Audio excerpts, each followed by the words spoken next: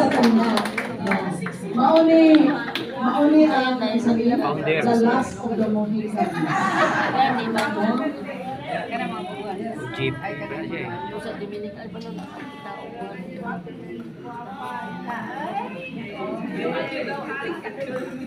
Okay, thank you.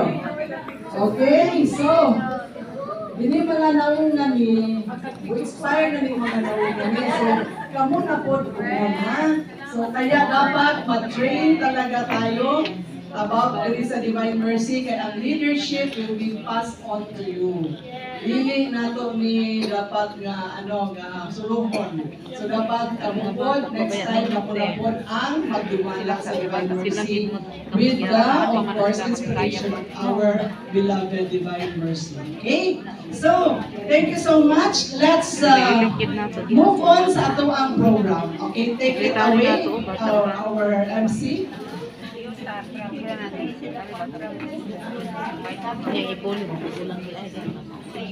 Okay, thank you so much. In behalf sa MEDA officers, daghang salamat sa tanan kay na-emphasize dito during sa mga meeting sa MEDA na very powerful ang St. Michael karon katungod halos tanan ministriya nakipag-connecta.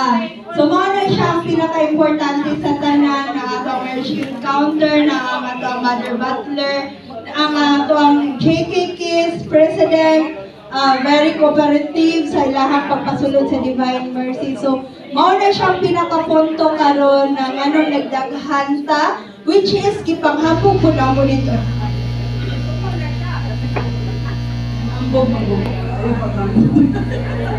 Provide mo with free na divine mercy image na pag-iwin lang siya bili mo alam mo trabaho mo, di ba? Ganaan ang image, no? So,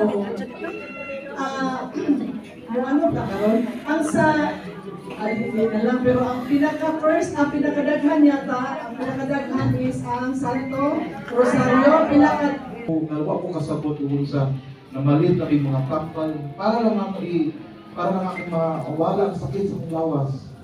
Wa lagi hapon. Naabot kami sa Jinsan. Nga to kay doktor ko, kitagaan ako og resita tanan o gitagaan ako kaniyang mga injections, no, mga kitawag nato na mga nandito sa pagtambal niya. Wa lagi hapon. And then duha ka adlaw na lubog ko sa balay. Nga dili ko kabangon. Ningon ko sa akong kagalingon, mamatay na yun siguro ko. Kaya mauna niyang hinayon siguro. Kanuwa minsa ka nga doon sa kuwan. Kung mamatay na yun ko. Lord, kung kuhaon man mo ang akong lawas, kag ipahulang kinabuhi, so akong i-let go. Kunya, ingon ko, isa na yung solusyon niya. Bago ko mamatay, matawag sa kumpari. So, niadto si Father Jomer dito sa balay. No? Niadto siya dito o naghayo ko last sacrament sa iyaka. Human sa paghatag ni Father Jomer sa ako, lingkod ko pero paningin ko sa kasakit. Lingkod Lord, kung kuhaon man yung mga akong kinabuhi, wala na kayo mahimo. Apan, sa gahay ko kusog, may mga lagad ko dihan kami. And that way, pagkuman ni Father o hatunoy sa kuwan, nawala ang sakit sa akong tiyan. Nawala sa sakit sa akong tiyan. O Lord, napaday ko misyon. Muna karon na niya ko din ni sa Divine Mercy. Salamat. Lord, iyakin na nato pagpamasunod na tayo, Lord, I will serve you. Kana ba, anak sa Lord?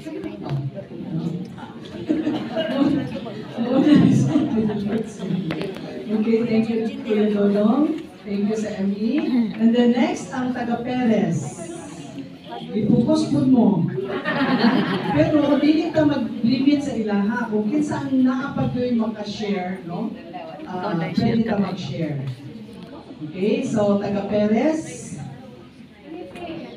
Sige daw, te. Okay, dali. Ubanin siya, te. Ubanin siya. Introduce sa iyaha, kaya inanap manin mo.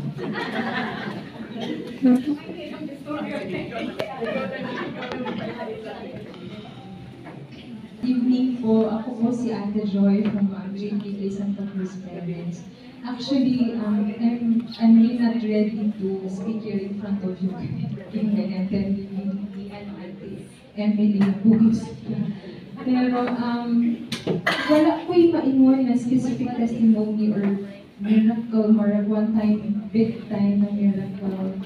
Pero, I will just only share ang akong experiences with the devotion to the Divine Mercy kauban ng akong pamilya. So, katong gamay pa, hindi na lang gamay, kay gamay mo lang po pastor. Katong bata pa ko, actually, namulat na ko sa pagtitosyon sa Divine Mercy. Because my parents, both of my parents were actually active members na sa Divine Mercy.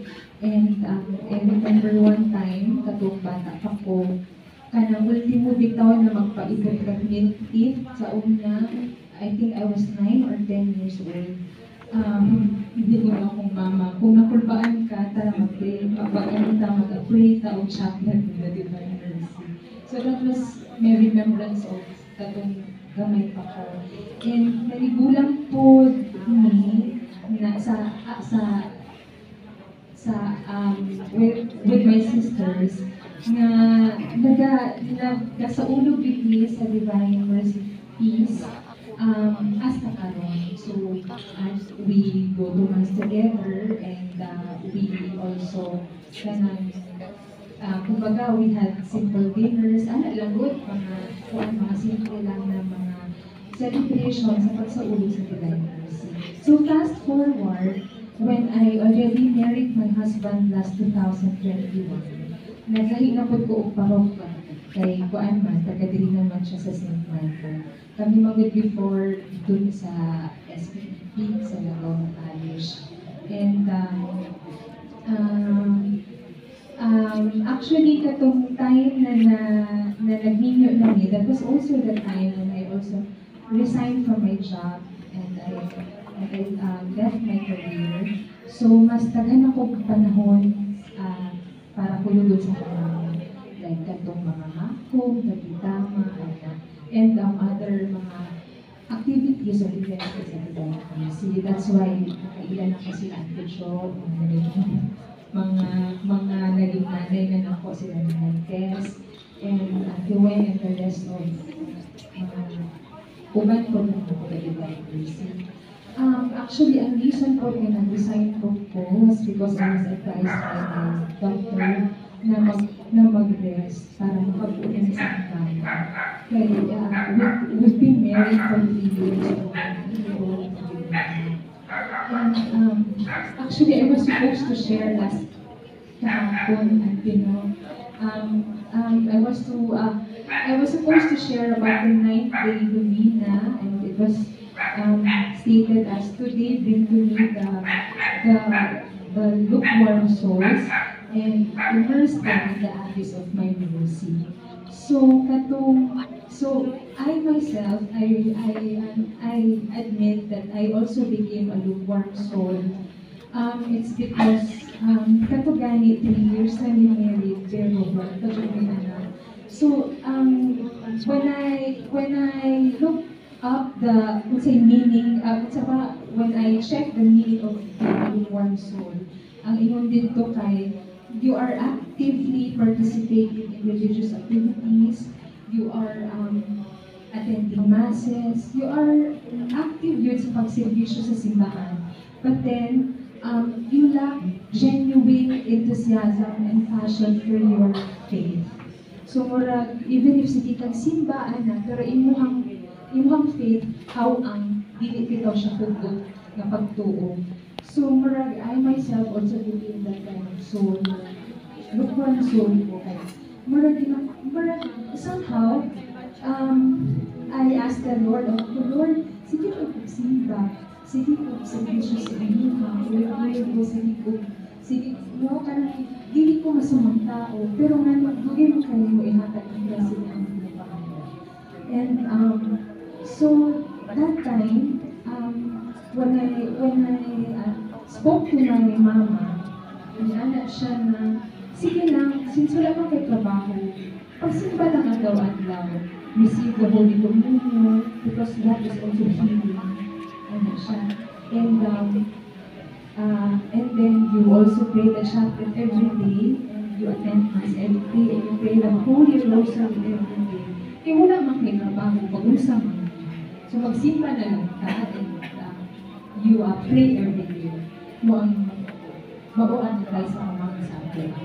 And that was the time when nag-close na po si Tatay Miguel, ang kauban sa GKK, because daily mass goer man na siya. Most of the time sa front man siya ganito sa pinakain ng pagalingkod, pero sabay ni mag-advocate sa SMAP at sabay ko din magpa-uli. And that was the time when nagsige-sige nagsabi ni Tito Miguel.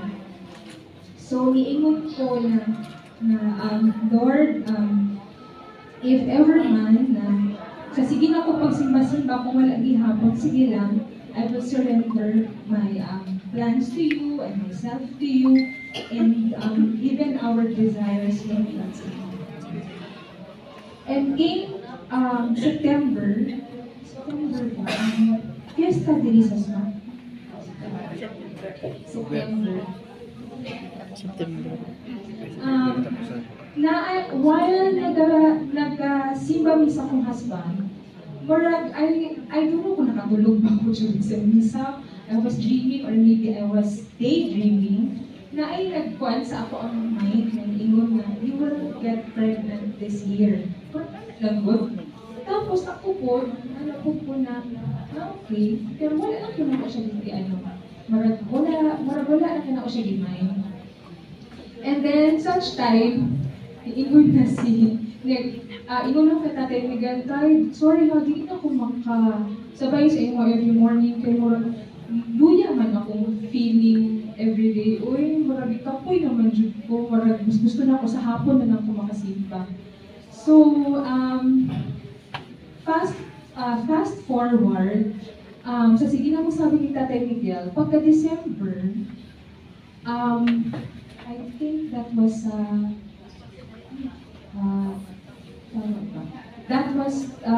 pagka-December, sige na gihapon ko, kaluya, feeling na ako,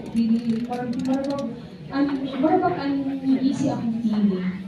And then ang akong husband, ganyan na siya, pag-fit daw ang feeling, and marabag na ako ang feeling ko sa ina. So, fast forward, December 25, Christmas Day, I took the PT, and praise God. Ato ako ito.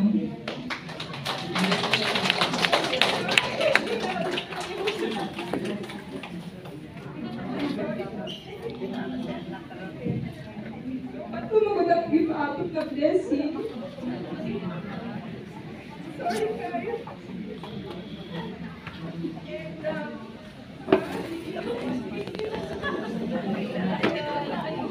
Kaya mo yan.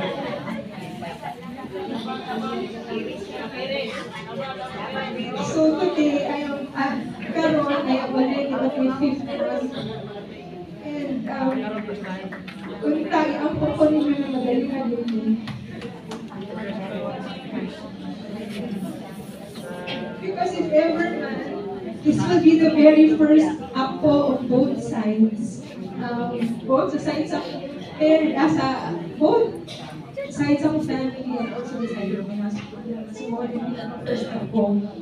And another story, we are really happy because that was, kumbaga, it was a Christmas miracle for us. Pag-PT na ako December 25, and after that, we shared the news of the family. And then the happiest person na pagkabagin nila na buntis na ko was my twin sister na ako'y kambal. And akong kambal ng good, she was diagnosed with a cerebral palsy.